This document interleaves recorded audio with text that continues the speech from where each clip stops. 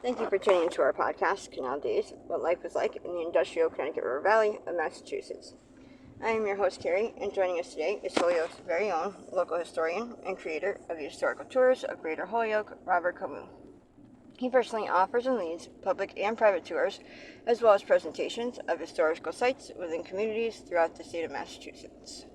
Currently, the communities he has chosen to focus on this year are Holyoke, Chicopee, South Hadley, and East Hampton, and also Granby and Amherst as well. His tours spotlight the local canals, reservoirs, cemeteries, and churches, as well as various parks, streets, and selected historical houses within each community.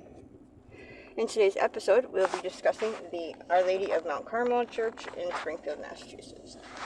And it's good that it still survived all that putting in that casino, because a lot of the other streets are parallel to it have now gone away.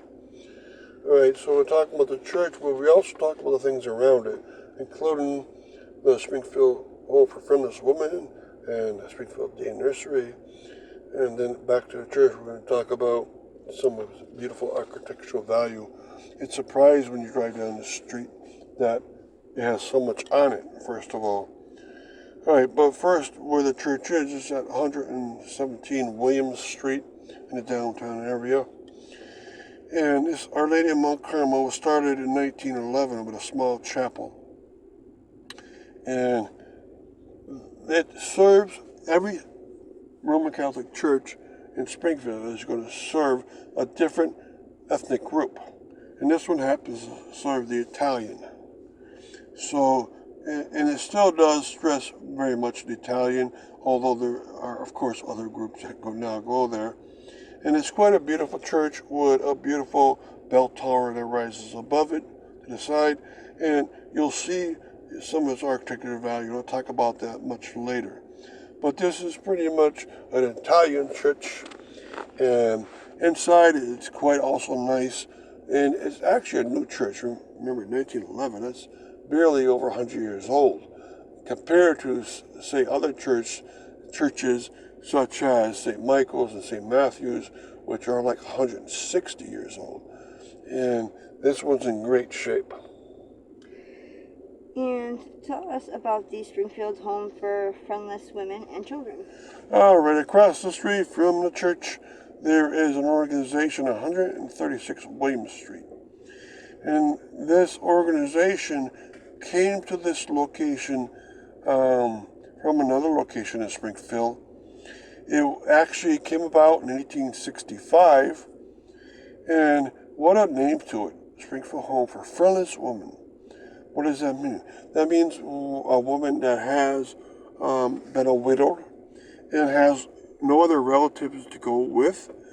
And look at the year, 1865, that's right after the Civil War ended. So there were so many widows around that where the husband had died in the Civil War, that they, in Springfield, decided to start up this organization. There was no such thing as social network yet. There wasn't payments for such people, and so they needed somewhere to go. And this was a great organization. Now, it came to this organization location, 136 Williams Street, in 1897, for 32 years after its birth. And it would provide housing for the women, food, and help them get a job somewhere and get their life in order. It also was for the children that they had. So mostly it was for the women, but if they had children, they could come with them. All right. So that lasted up to 1940, and at that point, it was bought out. By that point, the social services network across the United States was very large, so this kind of organization wasn't really needed anymore. So in 1940, the Sons of Italy Lodge number 379 bought out this building, and they're still there. They stayed in there for a very long time, and then in recent years, it's been bought out by a group that deals with autistic children. And really quick before we continue with the rest of our interview, just to fill our listeners in, for more information or to sign up for any of his various tours, you can check out his website at holyokecanaltour.org. And there you can find videos and podcasts of the stops along each of his tours, as well as photos and text of the historical sites throughout as well. And for private tours and other inquiries, you can email him directly at bobcat4214, capital B, at yahoo.com. And his tours make for fun, educational, outdoor activities for families and group parties. So getting back to our interview, tell us about the Springfield Day Nursery. Okay, so the other component on the street that's really interesting history, besides the church and besides that woman's home, at 103 William Street is the Springfield Day Nursery. Alright, and it's the building that is in started in 1883 on William Street and only lasted up to 1886. And it started as the Industrial House Charities. And then the Springfield Day Nursery came in 1886 and they took over. And that lasted from then up to 1907 when the new building was built for them because the day nursery had expanded so greatly. And so it's quite the busy street, a lot of going on this wonderful little street. The beautiful church, the day nursery, and the woman's house.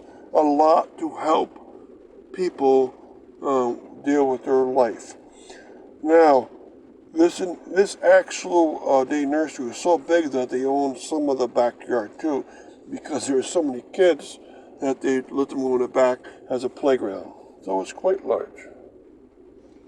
And back to the Our Lady of Mount Carmel Church, tell us about its architecture. Okay, so if you stand in front of it, you get to see the great beauty of it.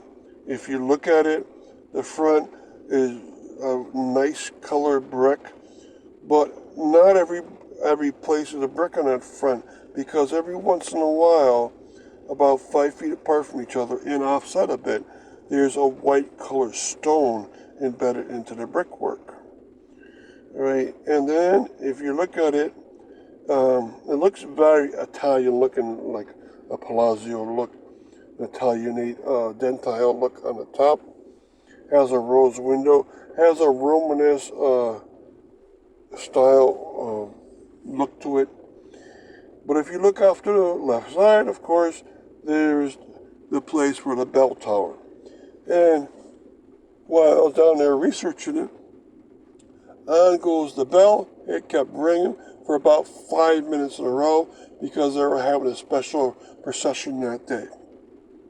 So that bell is quite healthy and is used quite a bit, and it gives it a lot of flavor. Now around there's also lots of statues, and if you've ever been to Italy, this whole atmosphere of the bell tower, the Italianate building, lots of statues around the church, reminds you of Italy. So you can tell without anyone even telling you that this is built for the Italian ethnic groups. So thank you. And thank you, Robert, for educating us on your tours and historical topics of your expertise. And of course, we want to thank our listeners for tuning in. And you can check out a large selection of other podcasts at his website, as well as on SoundCloud.com. And be sure to stay up to date with new videos and podcasts posted daily. Thank you for joining us, and I hope you tune in again.